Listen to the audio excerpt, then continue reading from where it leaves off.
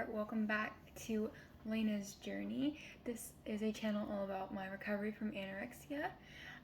So today's video, I'm going to be answering a few questions you guys had about anorexia.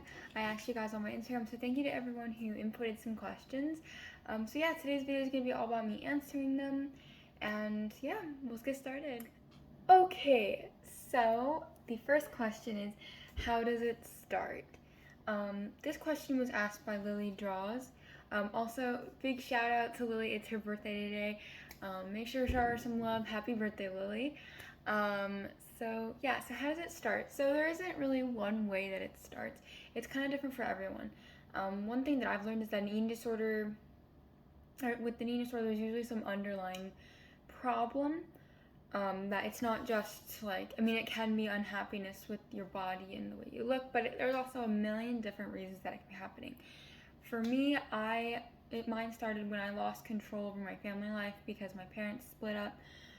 So I kind of just started spiraling downwards, and that's when it officially started after that. So that was my kind of trigger, and I'd always been kind of self-conscious about myself. And so I think it's mainly about when you lose control of things in your life and you have less control, you try to find things that you can control, and food and your body is just one of the first things that your mind jumps to. It's not necessarily always noticeable when you first start. Like when I first started, I didn't even notice that I was eating less. I didn't even notice.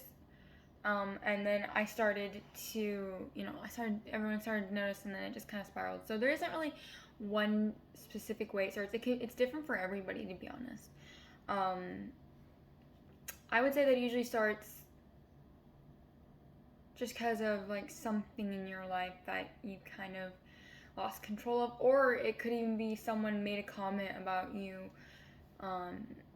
that was negative and it really hurt your feelings, and you want to try to change yourself for that. So it's kind of different for everyone, but for me, it was the parent situation, and I'd always been kind of looked down upon for my body, and people had made comments before, so it kind of, it stemmed from a bad body image and stuff. So yeah. Alright, the next question is, have I been to a residential place? For those of you who don't know what a residential place is where you go to a facility and you're staying there day and night, and you're getting round-the-clock care, and you're being supervised, and you're getting another level of treatment for your eating disorder. I did not go to residential. I was close a few times to going to residential, and I probably should have gone. But I did not go to residential. It has been discussed recently if I need to go for a 3-day program and then go during the day for 5 hours and then come home. But I'd have to drive at least 2 hours away to them, so it'd be kind of hard. So no, I didn't go to residential. And just for everyone who hasn't been to residential and who don't go to residential, that does not mean your eating disorder is any less valid. Just because you didn't go to a residential place doesn't mean that your eating disorder isn't valid and isn't real. It is 100% real if you don't go to residential. A lot of people don't have the opportunity to go to residential. They don't have that tool. So not going to residential doesn't mean that your eating disorder isn't real. It's just as real. But no, I did not go to residential. 3, what are some of my triggers? Okay. My biggest trigger is, actually there's a couple that are my biggest trigger. Well, okay, I'll just go down a list of a couple of my biggest triggers. So, 1, scales. Even if it's at the doctor, scales are a huge trigger for me. Even if I don't see the number, just getting on a scale is scary and upsetting for me. And with my eating disorder, I become very sneaky, and I find ways to figure out the number. Every single time I figure out a way to find out the number. So yeah, scales, big no-no for me. Second one, calories, looking at nutrition labels is very triggering for me. I'm trying to get away from looking at nutrition labels because it's not good for me. Another trigger is when people say you look better or you look healthy. Nah. Those things, okay, so everyone's like, oh, this is a good compromise. It's not like you're saying you're beautiful or you're small, right? But it's literally the eating disorder brain tells me that is people saying that I've gained weight. Because I'm not going to use general statements, but for me, better equals weight restored. Like, that's what my brain interprets it as, and it makes me think that people notice that I gained weight.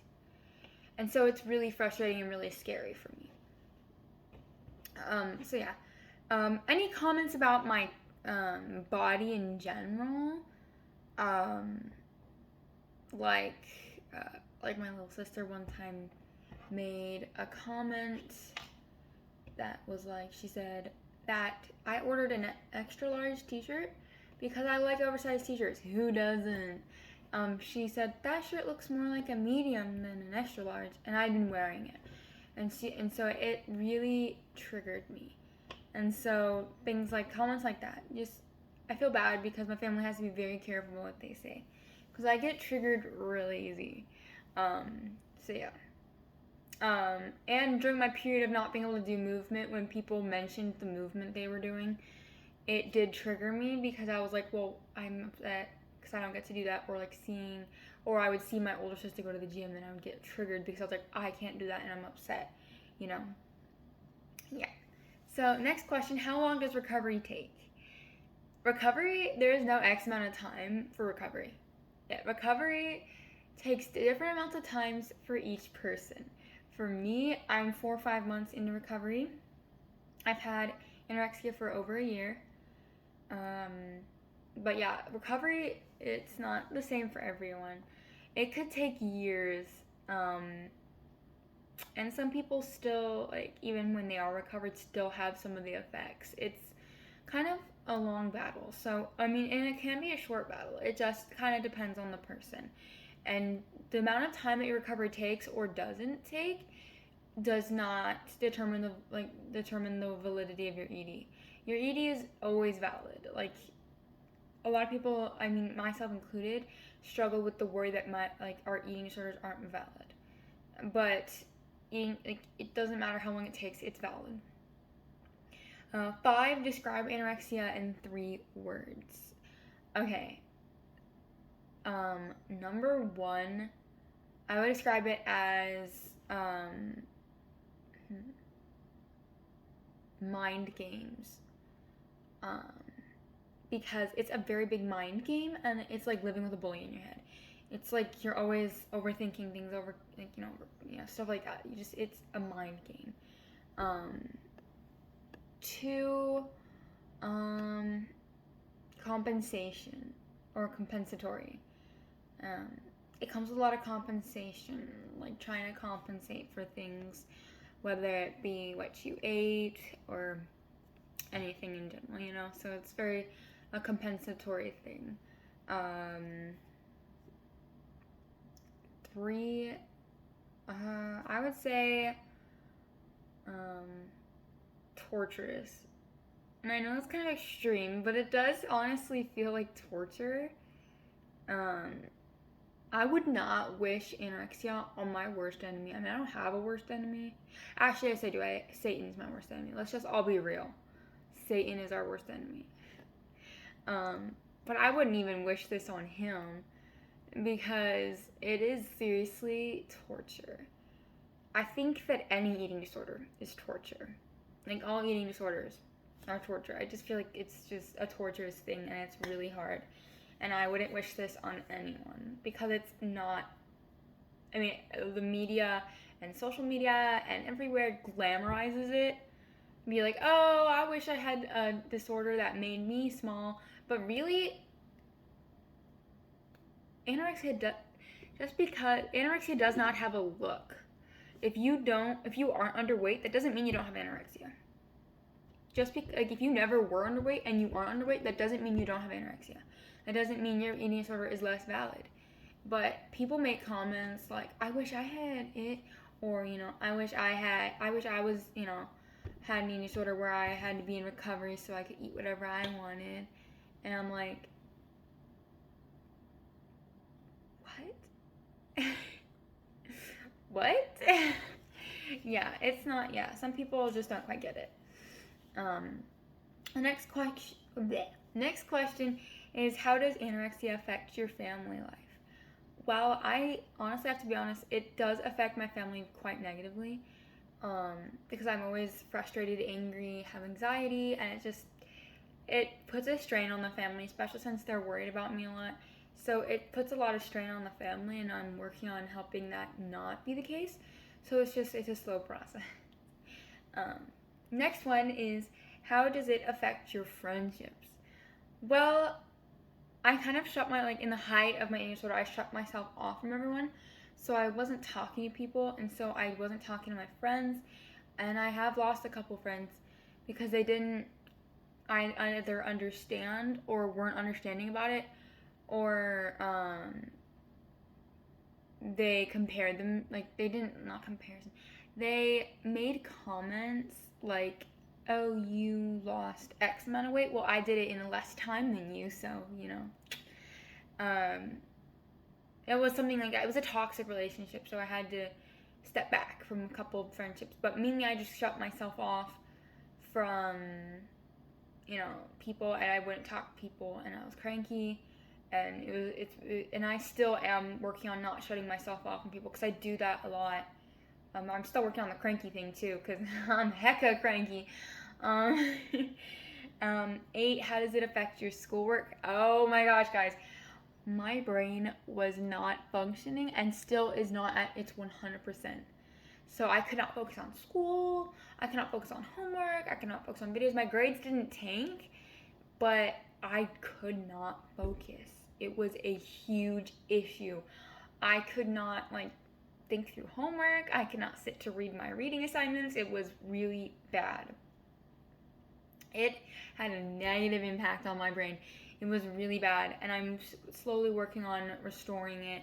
It's a lot better, but it's not 100% yet, so we're still working on that.